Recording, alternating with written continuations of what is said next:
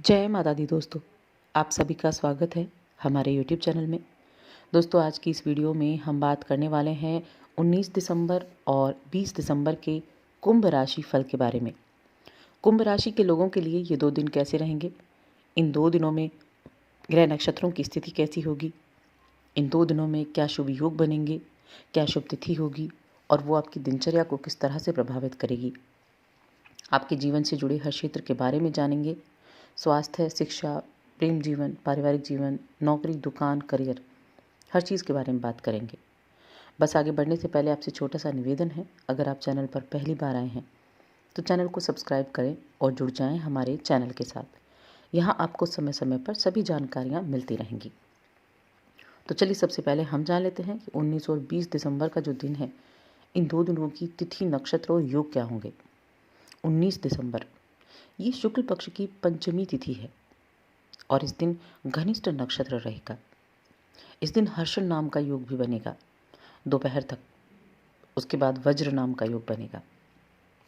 शनिवार का ये दिन है और चंद्रमा मकर राशि में है सुबह 7:17 तक, उसके बाद कुंभ राशि में आ जाएंगे। सूर्य धनु राशि मूल नक्षत्र में बैठे हुए हैं। इस दिन रवि योग भी बनेगा और अभिजीत मुहूर्त सुबह 11:58 से दोपहर 12:39 तक है। 20 दिसंबर का दिन ये शुक्ल पक्ष की षष्ठी तिथि है दोपहर तक, उसके बाद सप्तमी लग जाएगी। शतभिषा नक्षत्र रहेगा। वज्र नाम का योग बनेगा दोपहर 12 बजे तक, उसके बाद सिद्धि नाम का योग बनेगा। चंद्रमा कुंभ राशि में है और सूर्य धनु राशि मूल नक्षत्र में है। इस दिन बड़ा अच्छा योग भी बन रहा है। इस दिन सुबह से और अगले दिन सुबह तक त्रिपुष्कर योग बनेगा और रवि योग बनेगा। दोनों ही योग बहुत अच्छे माने जाते हैं। खासतौर से त्रिपुष्कर योग बहुत अच्छा माना जाता है। अभिजीत मुहूर्त इस दिन का सुबह 11:58 से दोपहर 12:40 तक रहेगा। तो ये थी ग्रह नक्षत्रों की स्थिति, जिनके आधार पर हम इन 2 दिनों के बारे में बात करने वाले हैं। कुंभ राशि की बात कर रहे हैं और चंद्रमा की स्थिति आपके लगन में रहने वाली है, यानी आपके प्रथम भाव में चंद्रमा विराजमान है। दोनों ही दिनों में चंद्रमा की स्थिति आपके व्यक्तित्व के भाव में है, लगन भाव में। तो यहाँ कुछ चीज़ों के लिए तो आपके लिए अच्छा समय साबित होगा, लेकिन साथ ही कुछ चीज़ों के लिए आपको थोड़ी थोड़ी सावधानियाँ ज़रूर रखनी होगी। ये 2 दिन आपके लिए आपके ऑफिस में आपके कामों की प्रशंसा कराने वाले होंगे। आपको अपने ऑफिस में अपने कार्यों के प्रति प्रशंसा मिल सकती है। जो आप मेहनत कर रहे हैं उस मेहनत का फल आपको मिलना शुरू होगा। किसी पुराने मित्र से मुलाकात हो सकती है, ऐसा मित्र जिससे आप काफ़ी सालों से ना मिले हों। ऐसे मित्र से मिलेंगे जिससे मिलकर आपकी पुरानी यादें ताज़ा हो जाएंगी। इस राशि के जो जातक प्रॉपर्टी डीलिंग से जुड़े हुए हैं, उनके लिए ये 2 दिन बड़े फ़ायदे वाले साबित होने वाले हैं। कोई ऐसी डील जो अटकी हुई थी वो आपकी फ़ाइनल हो सकती है, या काफ़ी दिनों से आपका कोई काम नहीं बना है, बनते बनते रह गया है, बनते बनते बिगड़ जाता है, तो वो आपको फ़ायदा दिलाने वाला है। इन 2 दिनों में बड़ी अच्छी डील होने वाली है। आपके मन मुताबिक काम पूरे होने वाले हैं। इस दौरान आप अपनी परेशानियों को हल करने के बारे में विचार करेंगे। खर्चे भी बढ़ेंगे, खर्चों में भी इजाफा होगा, लेकिन साथ ही आमदनी में भी बढ़ोतरी होगी, जिससे आप इस खर्चे को संतुलित कर लेंगे। अगर आप अपने ऑफिस में कुछ बात को लेकर खींच तनाव चल रहा है, तो अपने दफ्तर का जो तनाव है उसको घर में बिल्कुल ना लेकर आएँ, क्योंकि इससे परिवार की जो खुशियां हैं उन खुशियों पर ग्रहण लगता है। अपनी परेशानियों का सामना दफ्तर में करें और पारिवारिक जीवन का आनंद घर पर लें। प्रेम प्रसंगों के लिए इस समय स्वतंत्र विवेक का इस्तेमाल आपको करना है। ये समय ऐसा होगा जब आप लोगों से ज़्यादा मिलेंगे जुलेंगे, अपने शौक़ पूरे करेंगे, घूमेंगे, अपने जीवन साथी के साथ एक बेहतर शाम बिताने का मौका आप रखेंगे। और ये इस समय अवधि में आप खुद को काफ़ी खुशकिस्मत भी मानने वाले हैं, ऐसी स्थिति भी रहेगी। अब यहाँ देखिए, आपका मन जो है वो बेकार की चीज़ों की तरफ भी ज़्यादा जाएगा, यानी काम की चीज़ें तो एक तरफ रहीं, लेकिन बेकार के कामों की तरफ ज़्यादा जा सकता है।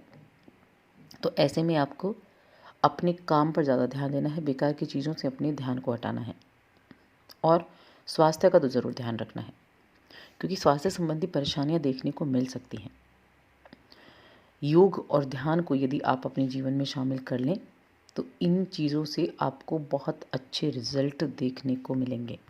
बाकी ये 2 दिन आपके लिए सभी परेशानियों को निकालते हुए सुकून लेकर आएंगे, शांति लेकर आएंगे जीवन में और आपके मन को खुश करेंगे। आपका मन होगा अपने अपनों से मिलने का, अपने प्रियजनों से मिलने का और इन खूबसूरत लम्हों का पूरा लाभ भी उठाएंगे, क्योंकि कुछ दोस्तों के साथ घूमने फिरने वाले हैं। अपने जो तनाव है उस तनाव को आप कम करने वाले हैं।